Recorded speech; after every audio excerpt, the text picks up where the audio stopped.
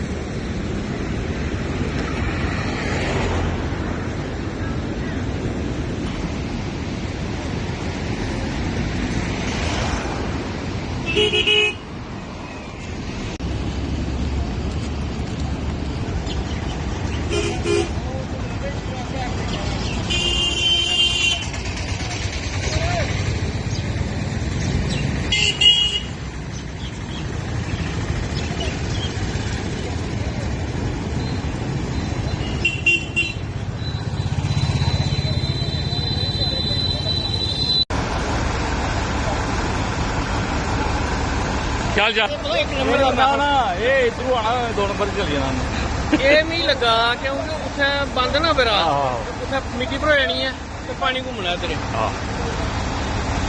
हुमायूं साहब के फोटो लियो शायद सार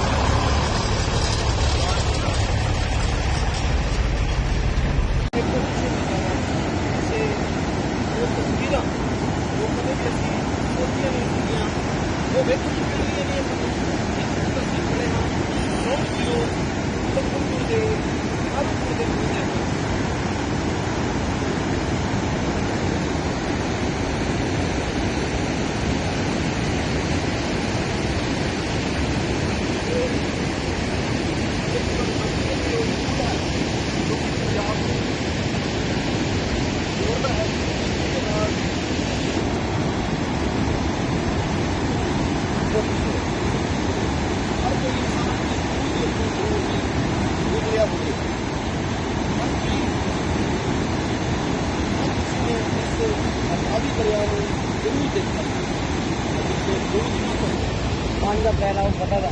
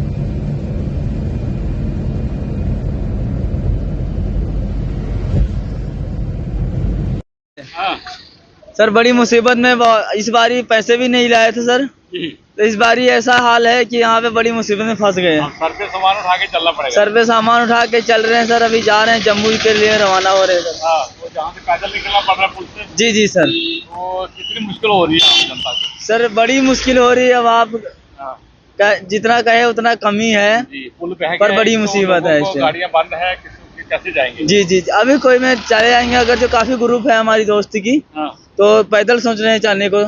पैदल निकलना पड़ेगा। जी सर। थैंक यू भैया। Okay sir. भैया क्या नाम है, कहाँ से आप लोग आ रहे हैं? हम लोग आ रहे हैं झारखंड से। हाँ, तो अभी पुल पार करके आना।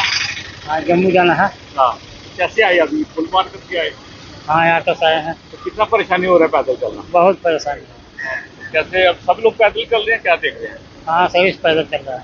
तो मुश्किल है। बहुत मुश्किल है। चलो।